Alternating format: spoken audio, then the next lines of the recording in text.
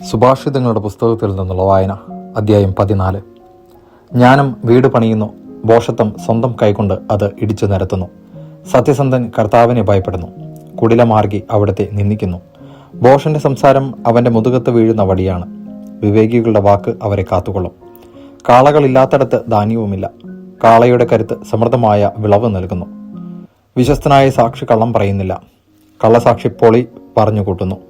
പരിഹാസകൻ വിവേകം അന്വേഷിക്കുന്നത് നിഷ്ഫലമാണ്, ബുദ്ധിമാന് അറിവ് ലഭിക്കുക എളുപ്പവും. ഭോഷനിൽ നിന്ന് അകന്നു മാറിക്കൊള്ളുക, അവനിൽ നിന്ന് സാരമുള്ള വാക്കുകൾ ലഭിക്കുകയില്ല. തന്റെ മാർഗം വ്യക്തമായി ഗ്രഹിക്കുന്നതിലാണ് ബുദ്ധിമാന്റെ വിവേകം. വിഡ്ഢികളുടെ ഭോഷത്വം അവരെ തന്നെ കബളിപ്പിക്കുന്നു. ദുഷ്ടരെ ദൈവം വെറുക്കുന്നു, സത്യസന്ധർ അനുഗ്രഹം പ്രാപിക്കുന്നു. ഹൃദയത്തിന്റെ ദുഃഖം അതിനു മാത്രമേ അറിഞ്ഞുകൂടൂ, അതിന്റെ സന്തോഷത്തിലും അന്യർക്ക് പങ്കില്ല. ദുഷ്ടരുടെ ഭവനം നശിപ്പിക്കപ്പെടും, സത്യസന്ധരുടെ കൂടാരം പുഷ്ടി പ്രാപിക്കും. ശരിയെന്ന് തോന്നുന്ന വഴി ചിലപ്പോൾ മരണത്തിലേക്ക് നയിക്കുന്നതാവാം. ചിരിക്കുമ്പോൾ പോലും ഹൃദയം ദുഃഖഭരിതമാണ്, സന്തോഷം സന്താപത്തിലാണ് അവസാനിക്കുക.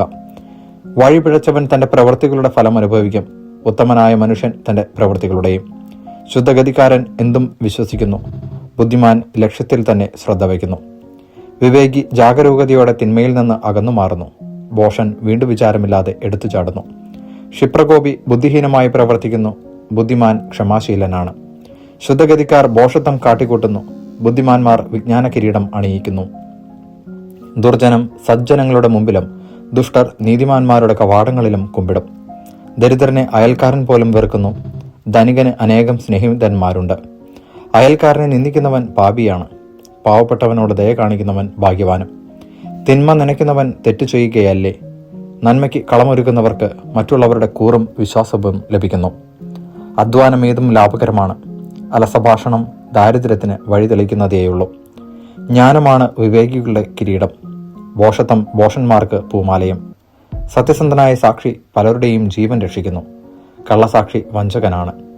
ദൈവഭക്തിയാണ് ബലിഷ്ഠമായ ആശ്രയം, സന്താനങ്ങൾക്ക് അത് അഭയസ്ഥാനമായിരിക്കുകയും ചെയ്യും. ദൈവഭക്തി ജീവന്റെ ഉറവയാണ്, മരണത്തിന്റെ കെണികളിൽ നിന്ന് രക്ഷപ്പെടാൻ അത് സഹായിക്കുന്നു. രാജാവിന്റെ മഹത്വം പ്രജകളുടെ ബാഹുല്യമാണ്, പ്രജകൾ ചുരുങ്ങിയ രാജാവ് നാശമടയുന്നു. പെട്ടെന്ന് കോപിക്കാത്തവന് ഏറെ വിവേകമുണ്ട്, മുൻകോപി ഭോഷത്വത്തെ താലോലിക്കുന്നു. പ്രശാന്തമായ മനസ്സ് ശരീരത്തിന് ഉന്മേഷം നൽകുന്നു, അസൂയ അസ്ഥികളെ ജീർണിപ്പിക്കുന്നു.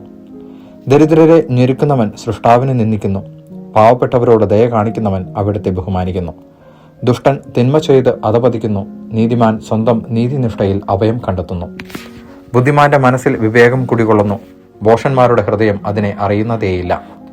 നീതി ജനതയെ ഉത്കർഷത്തിൽ എത്തിക്കുന്നു, പാപം ഏതു ജനതയ്ക്കും അപമാനകരമത്രേ. വിവേകത്തോടെ പ്രവർത്തിക്കുന്ന സേവകൻ രാജാവിന്റെ പ്രീതി നേടുന്നു, ലജ്ജാവഹമായി പ്രവർത്തിക്കുന്നവന്റെ മേൽ അവന്റെ കോപം നിവദിക്കുന്നു. ദൈവവചനമാണ് നാം കേട്ടത്.